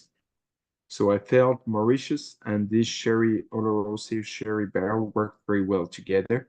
You do have a lot of the winey flavors from the Oloroso sherry, which you get on the nose, a bit like, not like vinegar, but this kind of in between, like balsamic vinegar style of flavors, which gives it a touch of sugary flavors.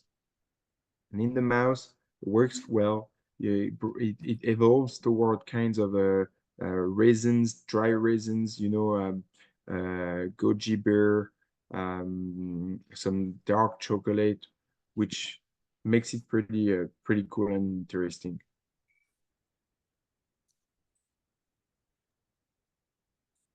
Wow. I like it a lot, really.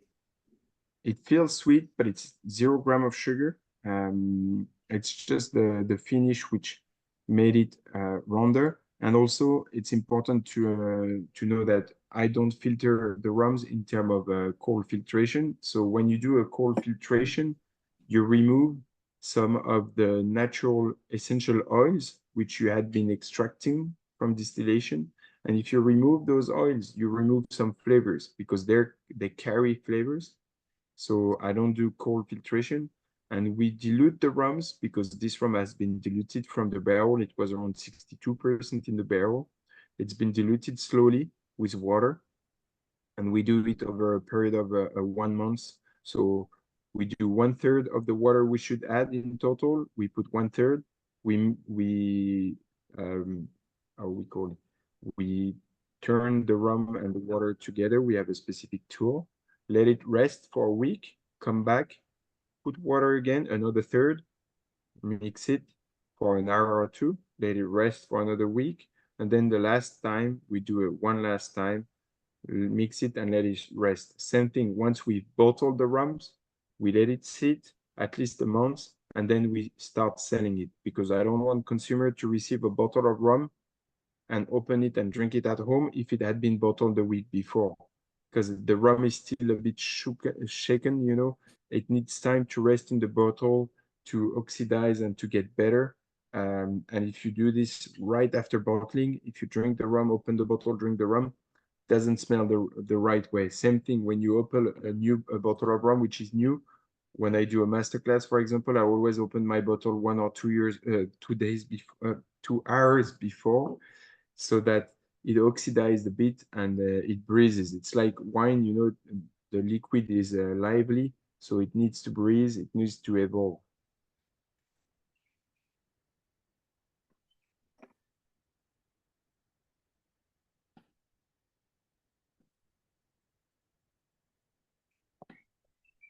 I'm pretty happy about the finish. I feel it works very well with this rum.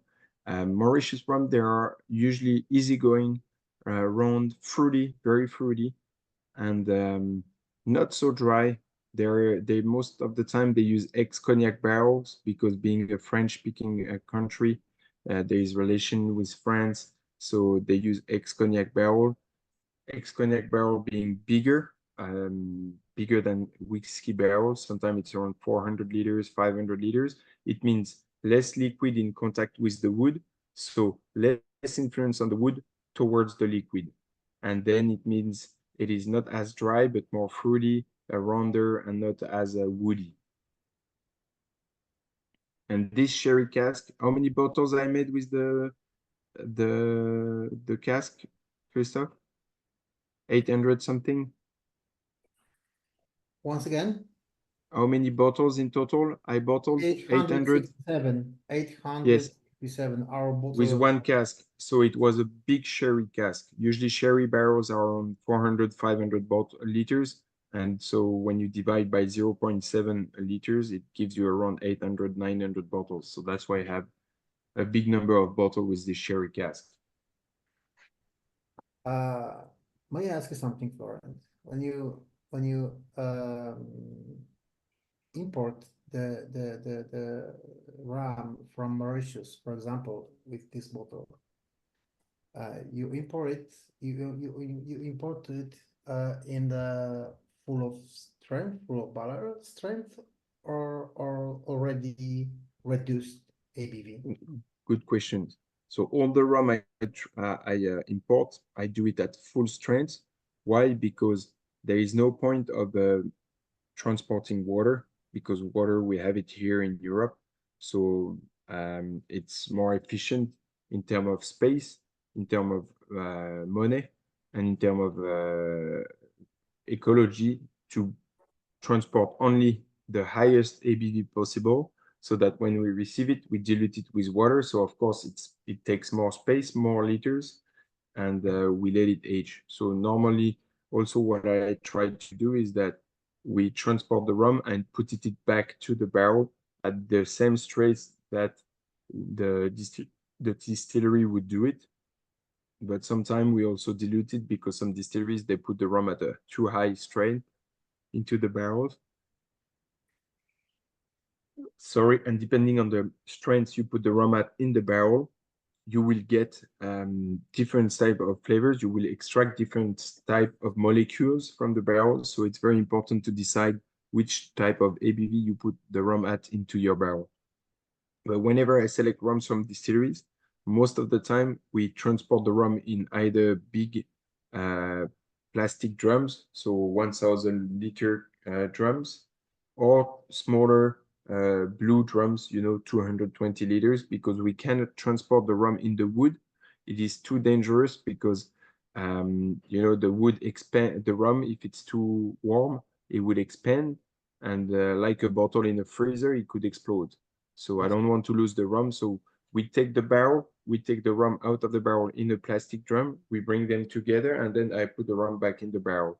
When the distilleries are okay to sell the barrels, because sometimes distilleries, being in the island, it's difficult to get barrels. So sometimes they want to keep their barrel to reuse it.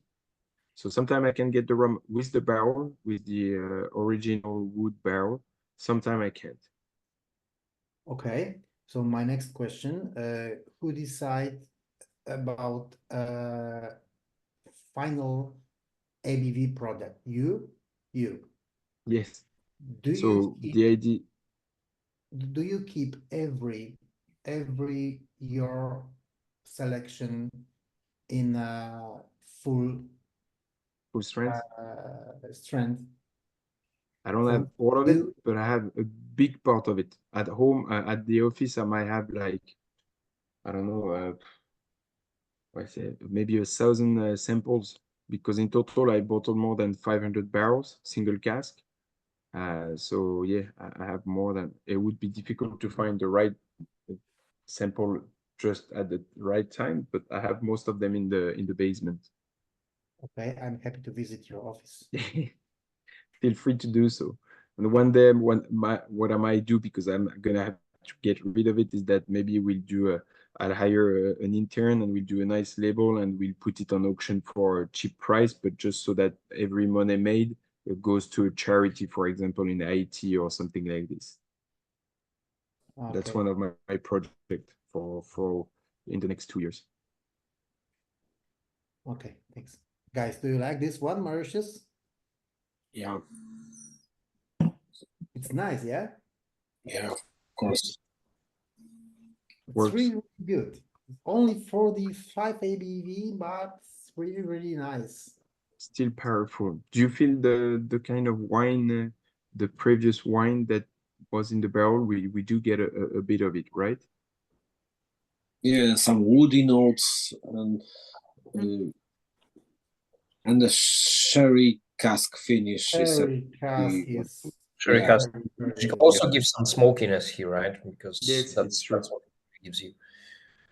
Yeah, it's very nice. I like it a lot. Really, it's really nice. When I opened it first time, when I prepared samples for this session, when I opened it, I thought, wow, this is the moment when I thought, okay, maybe I shouldn't send it to people, all of for me, all of it. But yeah, but I think I try to find another bottle for me. Yeah, it's very good. And what's the name? I think Mauritius rum are a bit underrated because they are pretty well done. There is a big story of making rum in Mauritius, and some of them are very well made. So it's definitely an origin which I like to work with. I did some Saint-Aubin distillery one, which were mostly molasses and pot still, and they were also pretty amazing and mind-blowing. Yeah. We will do some tasting with some of them, and so I'm very, very curious about what people will say about that, because I know already the Rams. I tried them, all of them in Paris, so yeah, I like them a lot. Perfect. So let's move to the next one. Last but not least, as we say. So we move from Mauritius was 14-year-old. Now we go back to a 12-year-old rum, but we do it in that way because once again, like color, age doesn't mean an older rum is better than a younger rum. Of course, I should not say this because the more expensive it is, the older it is, the more expensive it is. But in the end, there are young rums which taste very powerful. There are aged rum which are not well balanced because they've been aged too long. They get too woody and not pleasant anymore. So it's not a matter of age, it's a matter of taste. And after a 14-year-old rum from Mauritius, now we are trying a 12-year-old rum from Guatemala, but also because this one is a cask strength rum, so being bottled at 54.9% ABV, sorry. So it does help a lot with the finish of the rum in your mouth. Can you show the bottle once again, Christoph, please? Yeah, sure. So Guatemala 12-year-old from the Darsa distillery. So remember, we tried Latino at the beginning. Exactly. So it's basically a Latino on steroid because it's from the same distillery, Darsa. It's 12-year-old and it's bottled at 54.9% ABV. Oops, I'm running out of a battery from the computer. Give me 1 second. Sorry, I forgot to plug it. Start smelling the rum. Give it a very tiny sip in your mouth, the same way we did for the Navy strength, and you will see little by little it will evolve in your mouth. But I'll tell you more about the rum.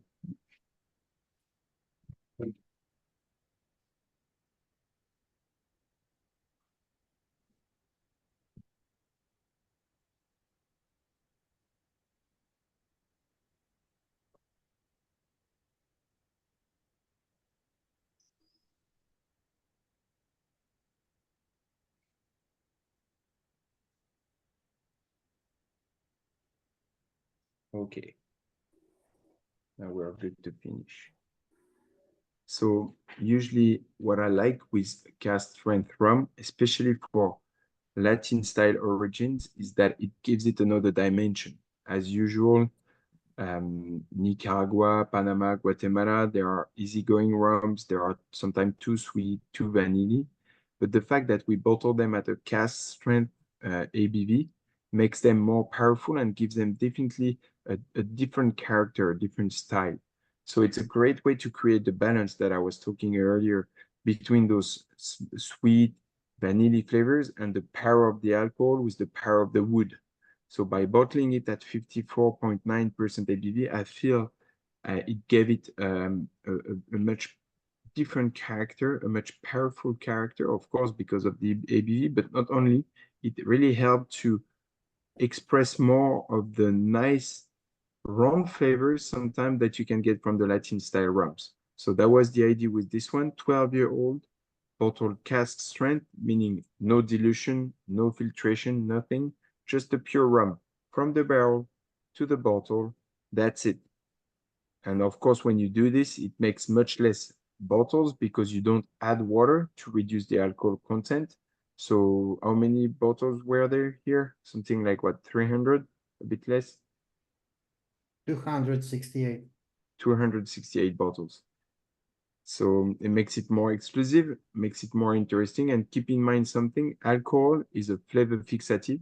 So that's why when you drink the Navy strengths at 57% ABV, when you drink this one at 54% ABV, it gives it a longer finish. Why? Because alcohol being a flavor fixative, it means the molecules of alcohol will fix the molecules of flavors in your mouth. And when you exhale through your nose, you will get those flavors coming back through your nose. And that's what gives you the nice finish. And the higher the alcohol content, the longer this thing will happen, the longer the finish will happen. So the longer you will have the impression to keep on chewing and drinking the rum. That's the beauty of cask strength rum. So being rum connoisseurs here, that's usually the kind of rum we'll go for. But of course, you need a rum which already had flavor from the beginning, because if we go back to the story of Derek earlier, with the rum from St. Vincent, if it has no flavor at the beginning, even though it is higher in alcohol, you're not going to keep it longer in your mouth. It's just going to be powerful, but not as long as the finish you're getting for this one or for the Navy strengths we had earlier. So I think that's something pretty interesting, and that's why my favorite rums are cask strength rum or high proof rums, because the alcohol gives you the longer finish. Another way to make a spirit last longer in your mouth is to raise the alcohol content, but raise the sugar content.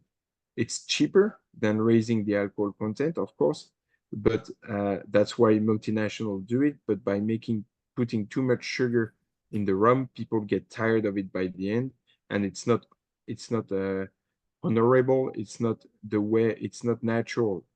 Whatever comes out of a still doesn't contain sugar, because within the distillation process you cannot extract sugar. So any spirits do not contain sugar. If it contains sugar, it means it's been added after distillation, after aging. So it's not natural. I'd rather have a higher alcohol content product, which is more natural, more honest, and which gives you this nice, amazing long finish. You drink little sip by little sip, and every little sip makes it so amazing. You get this nice balance between the warmth of the alcohol, the power of it, the power of the wood, and the nice, sweet, easygoing flavors of the Guatemala rum from Darsa.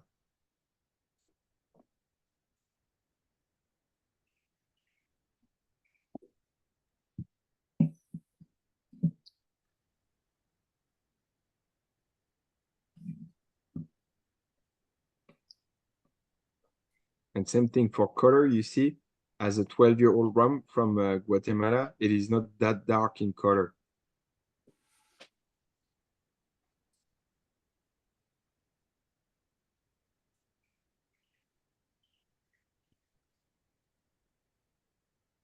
To be honest, I like the situations when the mainstream, I mean people, who are drinking rum, whiskeys, or other spirits knows only a main product from the specific distillery.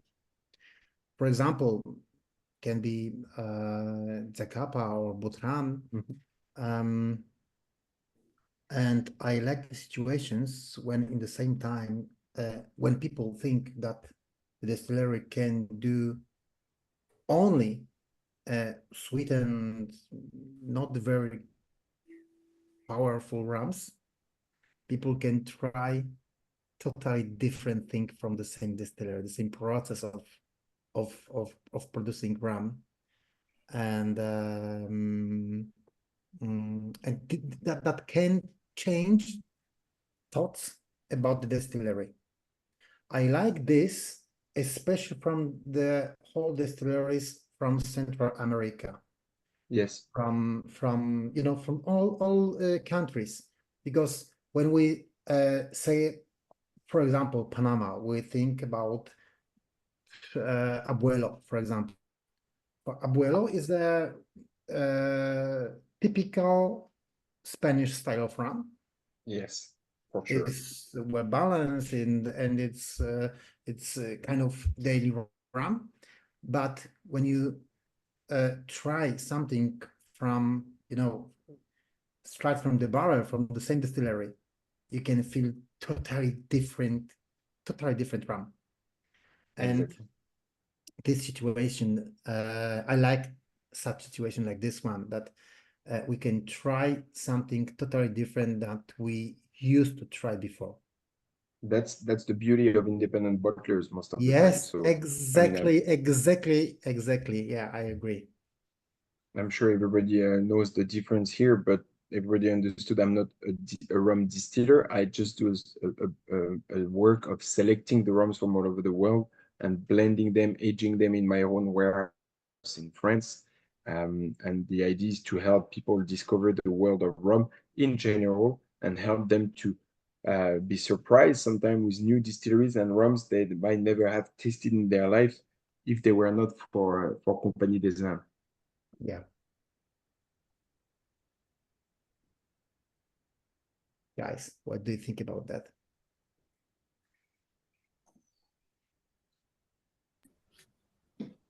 But this is our world of esters, right? Powerful for sure. Flavorful, powerful, warm, not too harsh, hopefully. Alcohol is not burning. Same for Navy strength. It should be warm, but not burning. Yeah, but Florent, I don't know how much you know the people that love Chris, but like most like all of us love high ester rums. So when we feel ester, we feel in love. So this is the one. Perfect. Feel in love definitely. So yeah, the more the ester, the better. The more the ester, the better. It has to be well balanced though, but if you start with something very high in ester and you age it for a long time, it becomes amazing because higher alcohol, heavier alcohol, what we call part of the esters are the heavier alcohol. Those ones usually they remain in the cask over the years. They don't extract, they don't get, they don't exit from the cask. The beauty of aging a spirit in a cask is that the bad type of alcohol, the methanol, those type of, they will extract from the cask quickly after several years of aging. So the older you age your rum, if your rum had a lot of esters at the beginning, meaning heavy alcohol, because they are heavy, they are less likely to evaporate from the cask. Then they remain in the cask, and after some years, you get a concentrate on those flavors, and that's what makes it so amazing. And this one being 12-year-old, having a rum at the beginning which was kind of a heavy rum for Darsa because they do a different style of rums. It did help to make it rounder, powerful, and a bit of estery-like.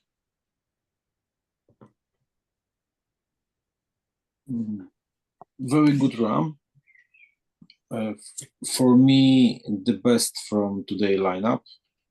The alcohol is very, very hidden. I don't Good. feel so much alcohol. I feel the flavor, the taste, and the alcohol. It's not Yeah, existing in yeah. this. But this is like a pros or cons. Yeah. We'll add a plus or minus to it. Yeah. It's very good. I've drank some Guatemalan rums, also in Guatemala, and I think this one is the best because Thank you, it's Piotr. not I so feel the honor. sweet. It's full of flavor. I like it very much. Thank you. Thank you so much. It means a lot. Thank you, Piotr. I appreciate it. It's great to hear that you feel it being well balanced, because that's what I was trying to do when bottling this rum, this specific cask, making sure the balance was reached and the alcohol was clean, flavorful, warm but not harsh. That's always the tricky part of bottling a cask strength rum. It's about finding the right rum at the right ABV, which will not be too powerful, too strong, but which will let his flavors talk for himself. Yeah, this one is absolutely not too strong. Perfect. I like to hear so. The alcohol is really well hidden. So Thank you so much. It's really dangerous sometimes. Yeah, of One course. bottle of it is like. Yeah, but the good thing is that you only need a little sip to get all the flavors at once in your mouth, and it stays, and you keep on chewing it. And 4 centiliters, you if you enjoy it, if you take little by little, the same way you've been doing tonight, you know, small sip by small sip. Every sip, it's a flavor. It's like taking a piece of chocolate or a sweet, and you get a lot of flavors from it, and that's what I like within the cask strength rum also. Yeah, but you know, Florent, you say about sipping, drinking a little bit. Yeah, but in Poland we have kind of different culture of drinking. And when Przemek said that this is a very dangerous, and he said that not because this is a dangerous rum, but it is so nice to drink, you can't stop it. Yeah. You can drink it and drink it and drink it, and in one moment you are done with the waking up 2 days later. For example, you know what I mean? So yeah, I think he was thinking about such thing like that. Guys, do you want to say something about the last one? This is the rum for late evening with the fireplace, one glass, and just relax for a long day. Exactly. A nice meditation rum, a relaxing rum, a digestive rum for sure. Late evening, I do see the fireplace. I do see a nice piece of dark chocolate, a nice cigar, or a nice box of sweet, and that works perfect. But yeah, I agree. It's a rum that you need time to enjoy it. It's not a rum you want to drink quick. You just want to enjoy it, sip it slowly, and get the best of its flavors. Yeah, you know, friend, I never heard before about how you say it, a meditation rum. I like it, and I think I will start to put Use it. this kind of name of kind of drinking to my publications, because I like it a lot. You know, meditation rum. Yeah, It's a mindset. Drinking with purpose. Yeah. It's a At mindset, least yeah. it makes the fact that you are drinking look more professional. You know, if you say, well, I'm only drinking meditation rums, then people will take you seriously. That's important. Yeah, exactly. Yeah. But it's in order to describe the mindset in which you should be when you drink such a product. We are all Epicureans here. We like good products. We like good spirits. And when you want to enjoy a good spirits like this, you need time. You need to be in a relaxing place, maybe with a friend talking about life, or just by the fireplace thinking about life in general, you know, or reading a good book. But yeah, that's the way I feel those rums are I made, and that's why I made them for, so that we drink it, we share it with good friends, and we really, as we said earlier, rum is also good if you are in good company or in a good place. But I think this is the kind of rum you want to share with the good people at the right time and really enjoy them, and that's what will make them taste the best. You know, that's it's all about this. Even though I taste samples every day at high proof, I do still like those kind of rums, even though at high proof when I'm drinking at home and enjoying it either by myself or with friends. Yeah, yeah. So, guys, this was the last one. When I started to talk with Florent about the today lineup, I asked him to choose the rams which shows the whole palette of possibilities of the company. And in my opinion, he did that. Yeah. Yes. Definitely number 4. We tried Italian, Spanish style. We tried unaged. We tried ex-sherry. We tried Navy, Guatemala. We tried something Something special.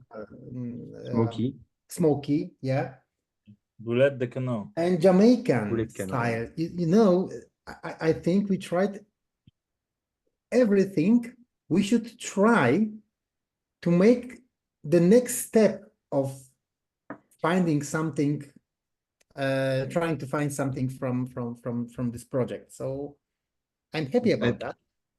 I think you described well the philosophy of the brand. It's about making my consumer travel through the world of rum, discovering different style of rums at different ABVs from different countries, either aged in one barrel or finished in different style of barrels. This is the idea of the beauty of us being independent bottlers, is that we can always experiment, we can look for treasures, for new distilleries from new origins, and that's the fun part of our job.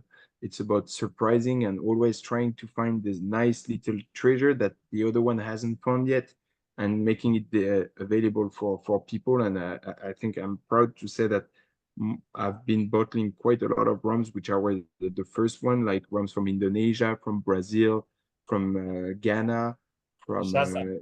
New Cachaça, we know that.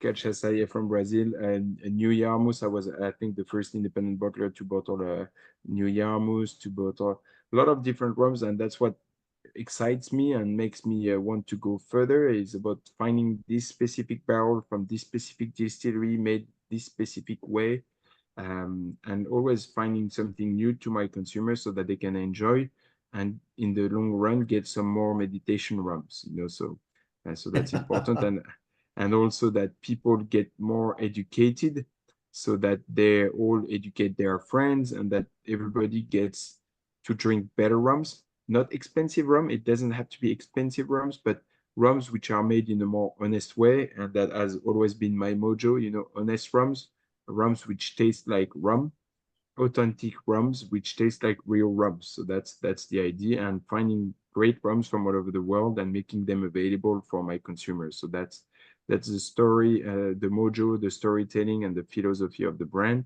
and that's what I'm gonna keep on doing for the next further years, looking for great rums and bottling great rums for consumers.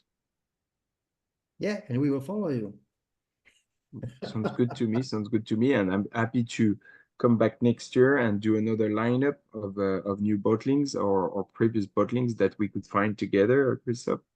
And I hope I'll be in Maybe Poland I will one ask day. you to come. Maybe I will ask you to come to Poland.